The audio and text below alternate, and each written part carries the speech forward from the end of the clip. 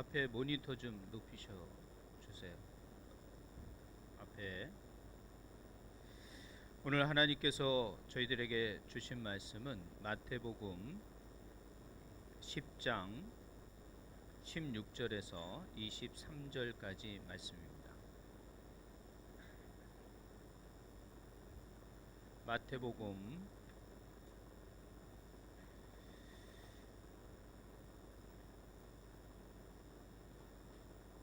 네, 감사합니다.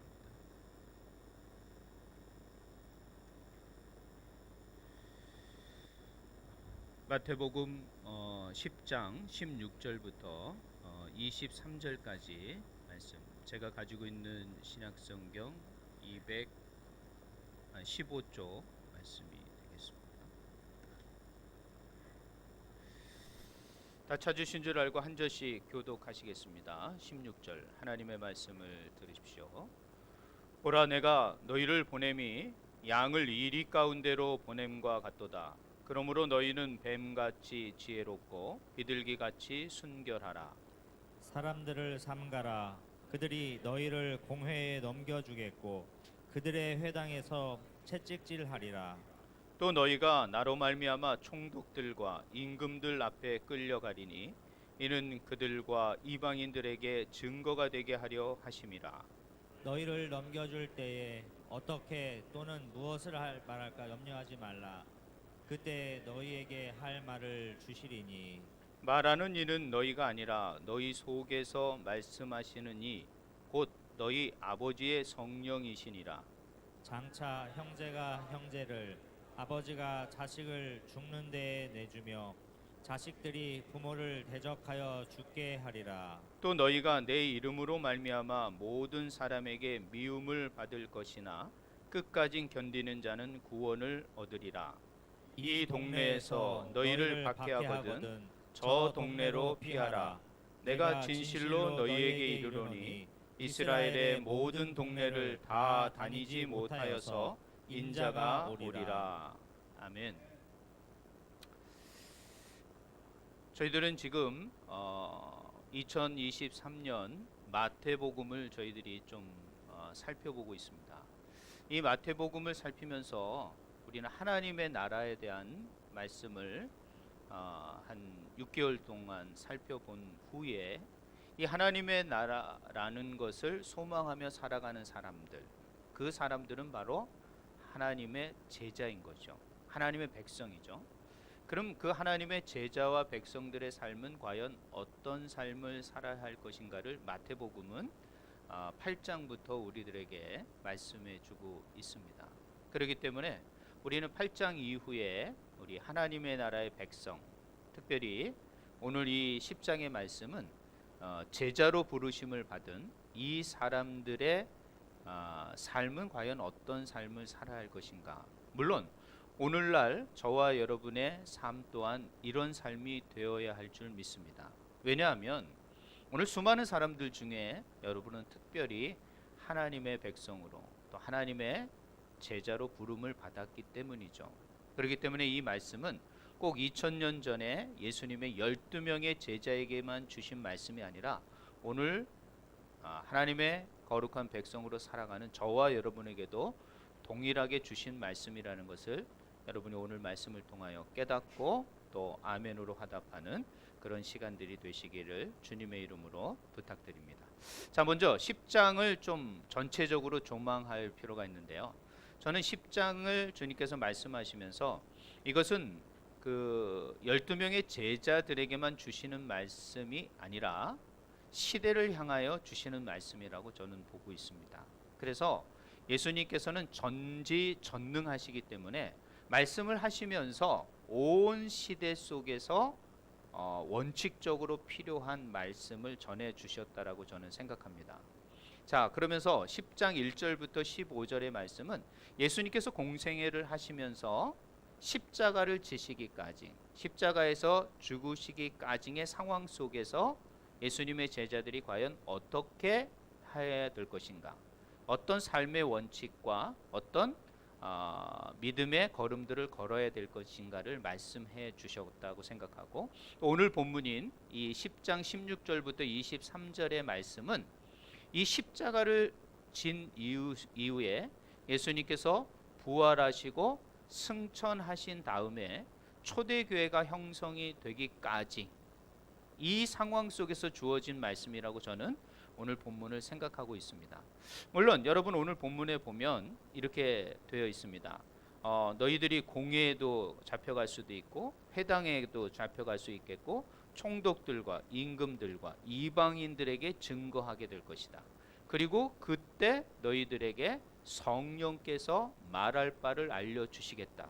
사실 오순절 성령 강림은 바로 저 십자가를 예수님이 지시고 부활 승천하신 다음에 예루살렘에서 예수님에게 기다렸던 성령을 기다렸던 사람들에게 주어진 내용이거든요. 그리고 이것이 사도들로 인하여 이방인들까지 복음을 전하는 초대교회 상황에서 오늘 이 본문의 말씀을 주시지 않았겠는가 저는 생각해요. 그래서 오늘 16절부터 23절은 예수님의 십자가와 초대교회 확장, 즉 로마까지 복음이 확장되는 상황 속에서 우리가 과연 어떤 백성과 제자의 삶을 살아야 될 그 원리와 원칙을 말씀해 주셨다고 저는 생각해요. 그러면 우리가 다음 주에 나눌 24절부터 42절까지 말씀은 바로 초대교회부터 오늘날까지 이런 상황 속에서 과연 우리는 하나님의 백성들은 어떻게 살아야 할 것인가, 그거에 대해서 오늘 말씀한다고 생각해요. 그래서 오늘은 두 번째 시간으로 이 16절부터 23절의 시간을 좀 생각해 보려고 합니다. 자, 이런 시대적인 배경을 가지고 중요한 원칙, 초월적인, 모든 시대를 초월하는 초월적인 원칙을 말씀해 줍니다. 자, 다음을 눌러 주시면 그 모든 시대의 원칙인데요. 바로 우리가 지난주에 배웠던, 생각했던 거저 받았으니 거저 주어라. 이것은 모든 시대 그리스도인들에게 삶의 원칙으로 살아가야 할 내용입니다. 사실 여러분 가운데 태어날 때부터 뭘 가지고 오신 분이 아무도 없잖아요. 그렇기 때문에 우리 모든 것을 거저 받은 사람이라고 할 수 있어요. 그리고 우리가 다시 하나님의 나라 돌아갈 때도 여러분이 가져갈 게 그렇게 많지 않습니다. 그렇기 때문에 거저 주고 세상에 다 내려놓고 갈 수밖에 없는 삶이거든요. 그렇기 때문에 여러분은 모든 것을 거저 받았기 때문에 거저 주라라는 주님의 이 삶의 원칙, 제자들뿐만 아니라 오늘을 살아가는 모든 그리스도인들에게 꼭 필요한 말씀이라는 것을 여러분이 기억하셔야 합니다. 두 번째는 오늘 말씀의 원칙은 저는 지혜롭고 순결하게 이 시대를 그리스도인으로 살아가야 한다고 생각을 합니다. 지혜로워야 됩니다. 그리고 여러분 순결하셔야 돼요. 그 말씀하신 원리가 무엇인지를 오늘 잠시 생각해 보려고 합니다. 우리가 다음 시간에 생각할 24절부터 42절의 주제, 원칙을 말씀드린다면 바로 두려워하지 말라는 거예요. 우리가 세상을 살아가면서 많은 두려움이 있을 수 있습니다. 그러나 주님 말씀하십니다. 두려워하지 말라. 저는 이 10장을 통하여 이 세 가지 원칙이 모든 믿는 그리스도인들에게 주어졌다라고 생각합니다. 거저 받았으니 거저 주고, 지혜롭고 순결하게 살아야 되며, 두려워하지 말아라 말씀하시는 거예요. 이것이 예수님의 제자들을 세상에 파송하시면서 예수님께서 말씀하시며 오늘을 살아가는 그리스도인들에게 이 세 가지 원칙 또한 우리에게 주시고 있다라는 것이죠. 그럼 오늘 두 번째 원칙인 지혜롭고 순결하라는 말씀 16절부터 23절의 말씀을 통하여 잠시 생각해 보려고 합니다. 자, 눌러주시면 지난주에 배웠던 거 복습해야죠. 거저 받았으니 거저 주라 라는 말은 사실은 복음 전파라는 이런 제한적인 그 삶의 상황 속에서 중심 원칙입니다. 그리고 그 구원에는 바로 사람을 구원하는 것이고, 또 그 모든 거저 받았으니 거저 주는 삶의 원칙을 살아갈 때 하나님께서는 책임져 주신다. 염려하지 말아라는 거예요. 너무 염려하지 말고 하나님이 책임져 주신다는 말씀과, 또 행할 때마다 합당한 사람, 그 일에 꼭 필요한 사람들을 만나게 해 주신다라고 약속하고 있어요. 그렇기 때문에 여러분 그것을 전하다가 너무 비겁하게 하지 마시고 좀 당당하게 믿는 자답게 행동하십시오. 그것이 하나님께서 거저 받았으니 거저 주는 자로서의 삶을 살아가는 구체적인 우리의 삶의 태도를 말씀드렸다고 합니다.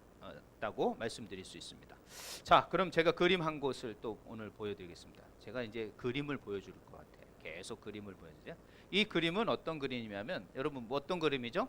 양이 있고 무섭게 생긴 늑대가 딱 있습니다. 그리고 오늘 16절에 말씀하신 것처럼 뱀같이 지혜롭고 비둘기같이 순결하라. 이 뱀과 비둘기 어울리지 않지 않습니까? 어떻게 뱀과 이 비둘기가 어울릴 수 있습니까? 그리고 양과 또 이리, 이런 이 피조물의 동물 세계의 어떤 그런 이미지를 가지고 예수님께서는 지금 제자들에게 말씀해 주시는 거예요. 그렇기 때문에 사실 예수님의 말씀은 상당히 이미지적인 것을 많이 말씀하십니다. 그래서 이 이미지적인 것들을 이해할 필요가 있습니다. 자, 오늘 16절에 말씀하시면서 저렇게 되어 있죠. 보라, 내가 너희를 보냄이 양을 이리 가운데 보낸 것 같다. 양들을, 이리가 득실거리는 세상에 너희들을 보내는 것 같다, 그러는 거야. 근데 뭐 사실은 예수님의 제자들이 양일 수는 없죠. 거기에 사기꾼도 있었고, 그죠? 뭐 다혈질자도 있었고, 막 그런데 우리는 어쩔 수 없는 세상에 나가면 양같이 될 수밖에 없고, 이 양을 잡아먹으려는 이리떼가 득실거리는 게 세상이다. 이런 가운데 너희들을 지금 파송하고 세상으로 보낸다. 이렇게 말씀을 하시는 거예요. 그러면서 거기서 살아남으려면 예수께서 주신 그 목적, 복음을 증거하여 사람을 구원시키는 일을 하게 하려면 너희들은 어떻게 해야 된다? 오늘 원칙이죠. 뱀같이 지혜롭고 비둘기같이 순결하라. 이 원칙을 지켜야 된다는 것이요. 그래야 살아남을 수 있다는 것이죠. 또 우리에게 주신 사명을 완성할 수가 있다는 것이죠. 지금 어떤 상황 속에 예수님이 지금 예수님의 제자들과 저와 여러분들을 세상에 보내시는지를 이해하셔야 돼요. 그냥 가서 뱀같이 지혜롭고 비둘기같이 순결하라는 게 아니라 어떤 상황 가운데 예수님이 보내는지를 좀 생각해야지 오늘 본문의 말씀을 좀 이해하기에 도움이 되리라고 생각을 합니다. 자, 먼저 그러면 뱀같이 지혜롭고 비둘기같이 순결하라는 그 헬라의 의미, 헬라 시대 때 의미를 좀 생각해 보려고 합니다. 지혜롭다라는 말은 이 프로니모리라는 말입니다. 자, 저 말은 어떤 거냐면 신중하게 분별력을 가져라, 이런 의미예요. 그러니까 우리는 뱀같이 지혜로우면 간사하고 좀 뭔가 막 이렇게 머리 굴리고 뭐 이런 것으로만 생각하는데 그게 아니에요. 이 유대인들은 이 뱀을 어떻게 생각했냐면 혀가 두 개라고 생각을 했습니다. 사실 뱀은 혀가 하나입니다. 혀가 하나인데 입이 쫙 나오면서 우리는 너무 빨리 막 쫙 움직이니까 혀가 두 개처럼 보일 뿐이지 혀는 하나입니다. 그러나 현상적으로 혀가 두 개래 가지고 이 혀가 두 개면 말을 잘할 거 아니에요. 그래서 말을 잘하는 사람을 옛날에는 지혜로운 사람이라고 생각을 했단 말이에요. 그래가지고 이 뱀을 생각할 때는 민첩하기도 하지만 아주 지혜롭게 말을 잘하는 존재로도 생각을 한다는 거예요. 근데 이 뱀의 또 특징은 뭐냐면 자신이 위험에 딱 봉착했을 때 아주 빠르고 아주 민첩하게 아주 민감하게 피하는 재주가 다른 동물들보다 아주 뛰어난 게 뱀입니다. 그렇기 때문에 자기 보호 능력이 아주 강한 동물 중에 하나가 뱀이라는 것이죠. 자, 이런 뱀의 특징을 예수님께서는 아시고 우리가 세상을 나가는 이 이리가 득실거리는 이 상황에 나아가는 이 제자들에게 그 이리로부터, 그 위험으로부터, 그 어려움으로부터 자신을 보호할 수 있는 이 뱀 같은 지혜로움이 너희들에게 있어야 된다 라고 말씀하시는 거예요. 그러니까 이거는 신중해라. 그리고 그 가운데 너희들이 분별력을 가지고 자신을 보호하고 자신을 안전하게 피할 수 있는 민첩성과 민감성을 가져야 된다. 좀 길죠? 아무튼 이렇게 이런 의미가 담긴 말이 뱀같이 지혜롭다라는 말이에요. 자, 그리고 이 비둘기같이 순결하다라는 말은, 이 비둘기는 어떻게 보면 단순함과 청직함을 상징하는 새이기도 합니다. 그러면 순결이라는 것은 어떤 헬라어의 의미냐? 그것은 거짓 없는 솔직함, 순수함, 또 일관성, 성실하다라는 것. 충직함에는 그런 성실함이 포함된 거거든요. 자, 이런 것들도 너희들이 있어야 된다. 왜? 내가 너희들에게 복음을 전하라고 지금 파송하고 있는데 그 일을 망각하고 그냥 지혜롭게만 그 현실과 그 상황만 피하려고 하지 말고 그 가운데서도 너희들이 해야 할 순수한 복음 증거 사역을 잊지 말아야 된다. 그러니까 이 두 가지를 가지고 너희들이 지금 이리 가운데 나가는 것이다 라고 지금 예수님께서 말씀하시는 거예요. 그러니까 세상에서 우리가 살 때 지금이나 그때나 바로 우리는 이리가 득실거리는, 정말 하나님을 알지 못하고 세상은 정복과 또 약육강식의 세상으로 남의 것을 빼앗는 그런 세상입니다. 이런 세상에서 과연 우리는 믿는 자다운 삶은 어떤 삶을 살아야 되냐? 예수님 말씀하시는 거예요. 저건 이 시대도 동일한 저는 원칙이라고 생각을 합니다. 그것은 바로 뱀같이 지혜롭고 비둘기같이 순결하게 살아야 된다라는 것이죠. 이런 의미를 잘 깨닫고 그럼 과연 우리는 어떻게 살아야 할까? 예수님은 그 살아가는 그 삶의 태도를 말씀해 주시는 거예요. 세 가지 태도를 저는 말씀해 준다고 생각을 합니다. 어떤 태도일까요? 자, 넘겨주시면 첫 번째, 이 17절부터 이렇게 말합니다. 사람을 삼가해라 라고 말을 하는 거예요. 사람을 삼가해라. 자, 이 정리부터 할까요? 자, 핍박을 그러면 대하는 이 기본 원칙은 뭐냐 하면은 뱀같이 지혜롭고 비둘기같이 순결하면서 자신을 지혜롭게 방어하고 안전을 위해 피하는 신중함을 가지라는 말씀. 그리고 또 주어진 사명을 잘 감당해야 된다는 말씀이 저 뱀같이 지혜롭고 비둘기같이 순결하라는 이 말이에요. 근데 제가 핍박이라는 단어를 썼습니다. 핍박은 어떤 거냐면 자신에게 어려움이 오면 다 핍박을 받는다 그래요. 여러분 그렇게 생각하시면 안 됩니다. 그게 아니라 내가 예수를 믿는 가운데 또 예수의 복음을 전하는 가운데 또 예수를 믿어가는 과정 속에서 내가 그것 때문에 손해를 보거나 어려움을 당하거나 불이익을 당하는 상황, 이것이 여기서 말하는 핍박이에요. 이런 핍박 가운데 이 말씀이 해당되는 거지, 여러분이 잘못해놓고 여러분이 어려움을 당한 거 가지고 난 지금 핍박을 당하고 있어, 고난을 당하고 있어, 이거 아니라는 거예요. 그렇게 생각하시면 안 돼요. 내가 예수를 위해서 살면서 당하는 어려움, 또 그런 제한, 그런 불이익, 이런 것이 나에게 오는 것이 여기서 말하는 핍박이에요. 이 핍박 가운데 우리는 과연 어떻게 반응하고 어떻게 태도를 취해야 될까? 22절에 되면 이렇게 돼 있어요. 내가 또 너희가 내 이름으로 말미암아, 그러니까 내 이름으로 말미암아 당하는 모든 어려움이 핍박인 거예요. 그러니까 예수님 때문에 당하는 어려움, 고난을 핍박이라 그러지, 여기서 핍박은 그런 정의라는 것을 기억하셔야 됩니다. 자, 그러면 예수님께서는 이 대원칙을 가지고 너희들이 어떻게 행동해야 되는 세 가지 행동 방법을, 태도를 말씀해 주셨어요. 눌러주시면 먼저 염려하지 말라라는 거예요. 염려하지 말라. 오늘 거기 19절에 보면 이렇게 되어 있습니다. 또 너희가 나로 말미암아 총독들과 임금들 앞에 끌려가리니 이는 그들과 이방인들에게 증거가 되게 하려 하심이라. 그러면서 어떻게 말합니까? 너희들은 19절에 염려하지 말라라고 말합니다. 염려하지 말라라고 말합니다. 자, 염려할 수밖에 없죠. 지금 여기 상황은 어떤 상황이냐면 회당에 잡혀가면요, 거기서 채찍을 맞아요. 공회에 가면 재판을 받을 수가 있어요. 그러니까 복음을 전하다가 이런 어려움을 당할 수 있죠. 그 다음에 또 어떤 18절에 보니까 총독들 앞에, 그 지역마다 섬기는 총독들에게 잡혀가가지고 어려움을 당할 수가 있어요. 그 다음에 임금들 앞에서 고문을 당할 수도 있단 말이죠. 자, 이런 상황 속에서 여러분 염려 안 될 사람이 어디 있어요? 다 염려가 되죠. 걱정이 되죠. 야, 내가 앞으로 이 잡혀왔는데 이 감옥에서, 이 어려움에서 과연 어떻게 빠져나갈 수 있을까? 어떤 어려움이 있을까?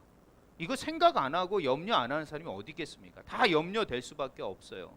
자, 염려가 되면 어땠는지 알아요? 마음이 둔해지는 거예요. 그래서 말씀에 민첩하게 반응하지 못합니다. 왜? 걱정을 앞세우면 절대 마음이 둔해가지고 우리가 행동하고 분별하고 판단하는 게 흐려집니다. 상당히 어려워져요. 나이 들어도 그런데 요즘 저는 나이 들었다고 막 요즘 막 누구한테 핀잔 듣고 있습니다. 없어서 말이지만 핀잔 듣고 있어요. 그러니까 우리가 어려움을 당하게 되면요, 염려가 걱정과 우리 마음에 오게 되면요, 마음이 둔해져 가지고 아주 민첩하지 못하게 돼요. 그때 어떻게 해야 되는 거예요? 뱀같이 지혜롭게 하셔야죠. 그렇게 막 둔해지고 막 염려가 올 때 너희들은 정신 바짝 차리고 어떻게 돼요? 뱀같이 지혜롭게 해야 된다라는 말이에요.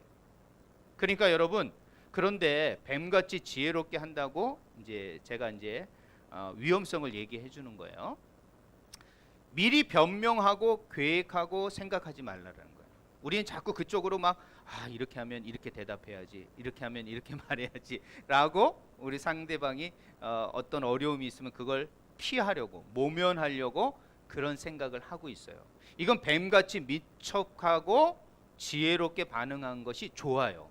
그러나 여기서 뱀같이 현실적인 대처를 하게 되면 비둘기같이 순결함이 빠진다면 그건 어떻게 되냐면 뱀같이 간교함이 남는 거예요.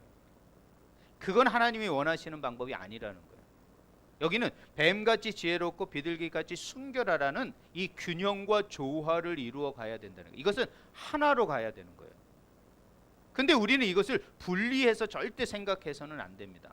오늘 이 염려가 왔을 때 우리는 뱀 같은 지혜로움을 생각하고 비둘기 같은 순결함을 잊어버린다면 그 사람은 간교한 사람이 되는 거예요. 간신배가 되는 거예요. 자기의 어떤 입신을 위하여 피하고자 하는 것으로밖에 생각하기 안 되는 거예요. 그럴 때 어떤 생각을 해야 되는 거예요? 바로 뱀같이 비둘기같이 순결함을 기억해야 된다는 거예요. 그럼 그럴 때 어떻게 우리가 순결함을 나타낼 수 있느냐? 바로 그 방법을 가르쳐 주는 거예요. 성령을 의지해라. 그때 성령을 의지해라라고 말하는 거야. 염려를 붙들지 말고 성령을 의지하라라고 말을 하는 거야. 성령을 의지하게 되면 성령이 너희들에게 분별력을 주시고 영감을 주시는 거예요. 그래서 마음이 둔해지고 말씀에 민감하지 못하는 그 상황 속에서 너희들에게 말할 것과 판단할 것과 생각하고 결정할 것을 성령께서 알게 해주신다라는 거예요. 그러니까 여러분이 염려와 그리고 뱀 같은 지혜로움으로 그 상황을 모면하려고만 하지 말고 그럴 때일수록 어떻게 한다? 성령을 의지해야 된다. 성령의 마음을 붙들어야 된다는 거죠. 그래야만이 하나님께서 여러분에게 그것을 뛰어넘는 영적인 감동으로 분별력을 주셔서 그 어려운 상황을, 그 핍박의 상황을 피할 수 있게 해주신다는 거예요. 이렇게 여러분에게 말씀하고 있는 거예요. 제자들에게 말합니다. 염려하지 마라. 그리고 이런 상황이 있느냐? 그러면 성령을 의지해라. 성령을 의지하면 성령이 너에게 그 말할 바와 피할 분별력과 지혜를 인도해 주실 것이다. 이건요, 경험하지 않고서는 절대 안 되는 거예요. 그러나 제가 말씀드리지만 여기서 뱀처럼 지혜로움만 생각한다면 여러분 간교한 사람이 되어버리는 거예요. 여기에는 순결함이 필요한 거예요. 성령의 비둘기 같은 임함을 구하셔야 되는 거예요. 구해야만이 이 핍박의 자리에서 너희들이 피할 수 있게 된다는 거예요. 이것을 이길 수 있는 상황이 된다라는 것이에요. 그러니까 꼭 염려하지 마시고 그 염려를 붙들지 마시고 성령을 붙드시는 우리 주의 성도들이 되시길 주님의 이름으로 부탁드립니다. 두 번째는 어떤 것일까요? 오늘 22절에 보면 이렇게 됐습니다. 끝까지 견디어내라. 끝까지 견디어내라는 것. 우리가 핍박이 오면 사실 그 자리를 피하고 싶죠. 그 자리를 그냥 끝내고 싶은 거예요. 그런 일 더 이상 안 겪고 싶은 거예요. 이것이 우리들의 모든 사람들의 마음입니다. 그러나 복음을 증거하고 믿음의 삶을 살아가는 저와 여러분은 그럴 수 없는 거예요. 이 끝까지라는 이 끝까지 말은 주님이 다시 오실 때까지예요. 주님이 다시 오실 때까지 여러분이 뭐 하라는 거예요? 견뎌내라는 거예요. 그걸 제가 쉬운 말로 표현했습니다. 인내하셔야 돼요. 즉 비둘기 같은 순결함이 뭐라고요? 충직함, 일관된 태도가 있어야 된다는 거예요. 여기서는 이런 일관된 태도가 없이 고난이 오고 핍박이 오면 그냥 그 자리를 피하고 그거 살아왔던 삶의 방식을 내려놓고 저 잠시 쉬어가자 이런 식으로 간다면 그거는 견디는 게 아니죠. 그건 견디는 게 아니에요. 그러면 어떤 어려움이 오기까지 우리는 견뎌낼까? 여기에 참 힘든 상황들을 말해주는 것 같아요. 특별히 첫 번째는 오늘 이제 21절에 보면 어떻게 되면 가족과 혈육에게 버림을 받을 수 있다라는 거예요. 여러분 생각해 보시죠. 우리의 삶의 가장 기본적인 원천이 가족입니다. 근데 이 가족과 아버지와 부모로부터 또 형제로부터 버림을 받는다. 이건 참 견디기 힘든 일입니다. 이거는 끝까지 견디고 버텨내기가 삽시 쉽지 않은 상황이란 말이에요. 그런데 주님은 이런 상황 속에서도 견뎌내라. 견뎌내야 된다. 우리가 주님을 위해서 살아간다는 것은 반드시 가족과 혈육에 대한 반대에 부딪힐 수밖에 없다라는 거죠. 그러나 그럴 때일수록 우리는 주님 말씀하십니다. 제자들에게 견뎌내라. 비둘기같이 순결함으로 견뎌내야 된다. 그리고 더 나아가서는요. 여기 22절에 또 뭐라고 되어 있냐면 모든 사람에게 미움을 받을 것이다. 자, 친구, 이웃, 더 넘어서 나를 알지 못하는 사람이 나를 예수 믿는 것 때문에 나를 미워하는 사람들이 있어요. 그냥 싫어, 꺼려져. 아, 예수 믿어? 아, 저 사람은 관계 못 하겠네. 비즈니스를 하든지 뭐 관계를 하든지 이런 일 한두 번 당하지 않습니까? 자, 이런 상황 속에서 어떻게 돼요? 견뎌내야 된다. 견뎌내야 된다는 거예요. 이것도 견디지 못한다면 어떻게 될까? 왜 우리가 견뎌내야 되느냐? 오늘 본문은 그렇게 말합니다. 끝까지 견디는 자는 무엇을 얻으리라? 구원을 얻으리라. 사실 우리가 구원받지 못하면 우리가 지금 예수 믿는 삶의 종착역이 무슨 의미가 있냐는 거예요. 그렇기 때문에 우리가 이런 가족의 버림, 모든 사람의 미움 가운데서도 우리가 견뎌내는 이유는 목적은 뭐냐면요, 구원받기 위해서.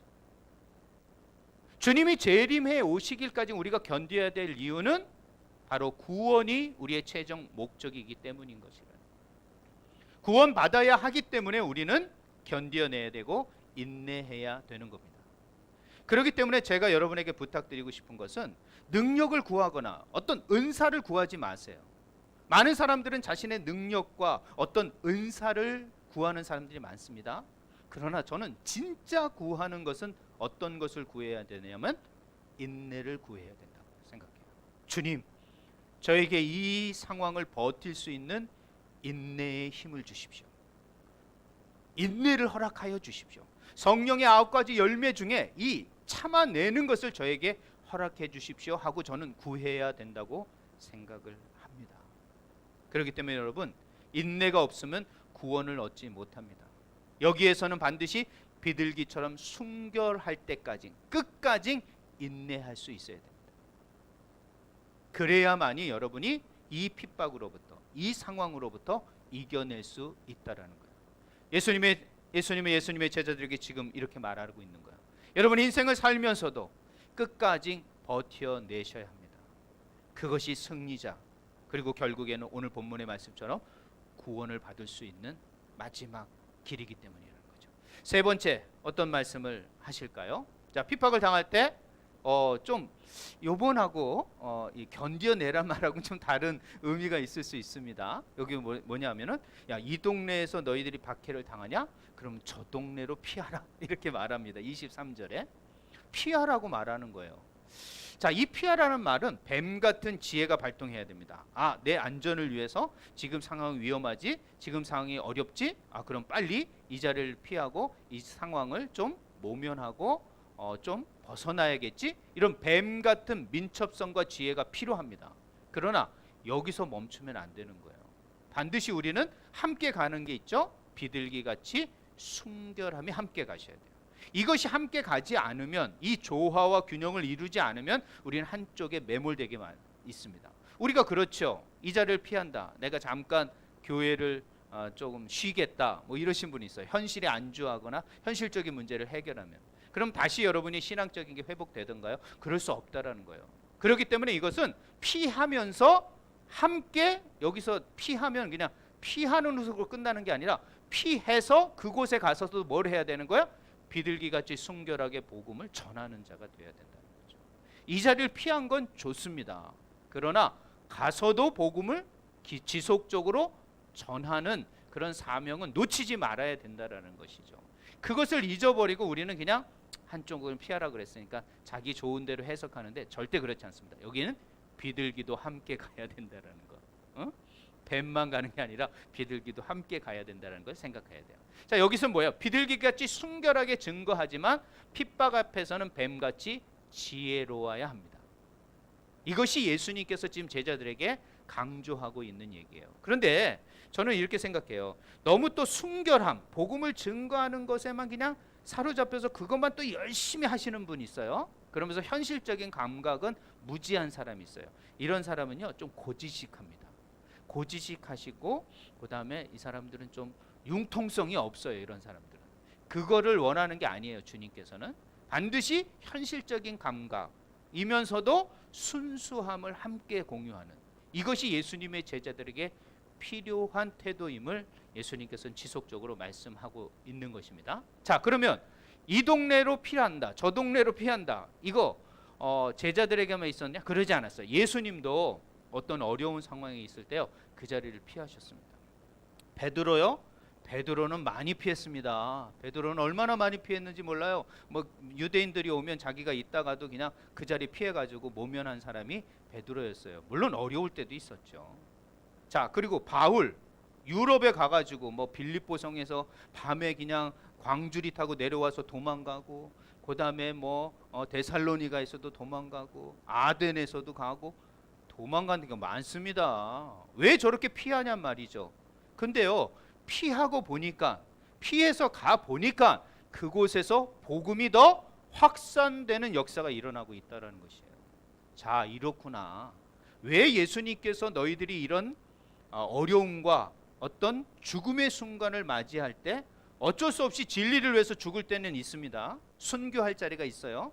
그러나 내가 한번 멋지게 한번 순교해보자, 이런 영웅주의로 간다면 이 말에는 맞지 않는 거예요. 그렇기 때문에 주님께서는 그것이 아니라 피할 수 있는 상황이라면 피해라는 거, 민첩하게 피하라는 거, 피해서 그곳에서 가서 복음을 더 확산시켜야 되는 것을 말씀하고 있는 거예요.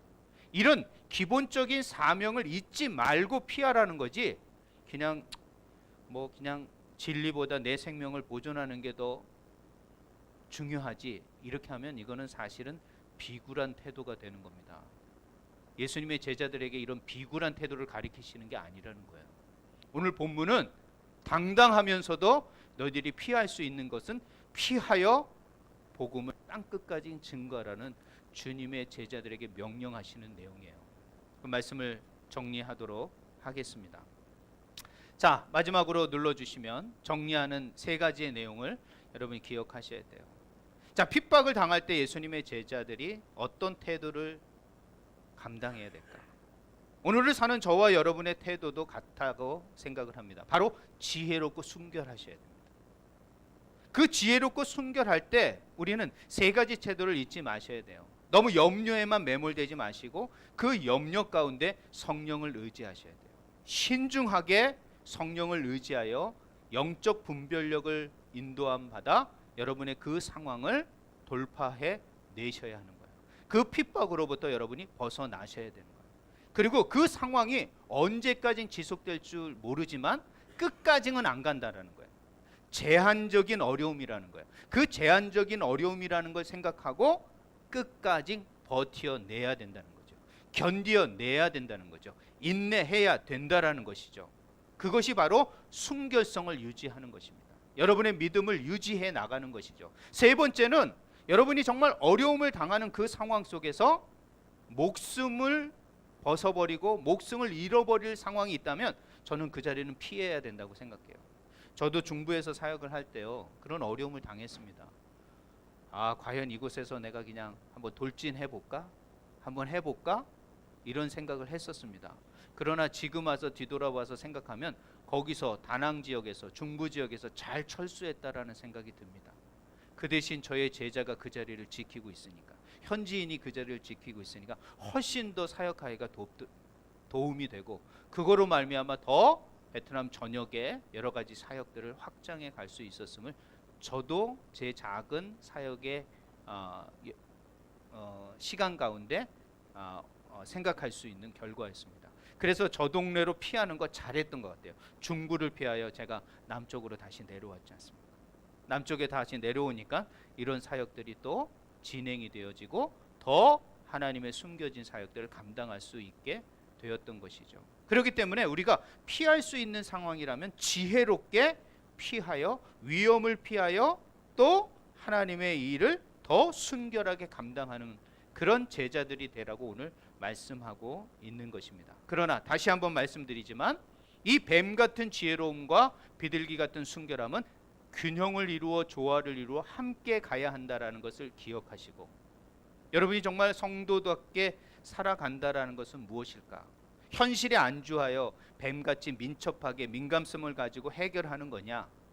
그런 것만 한다면 여러분은 어떻게 보면 세상 사람들이 여러분 뱀같이 간교하다라고 평가할 수밖에 없습니다. 그러나 거기에 주님의 순결함, 비둘기 같은 순결함과 인내하며 하나님의 성령을 구하며 끝까지 주님의 복음을 증거하고자 하는 삶을 동일하게 가져간다면 여러분 그 가운데 하나님께서 놀라운 구원으로 여러분을 인도하실 것이라는 거예요.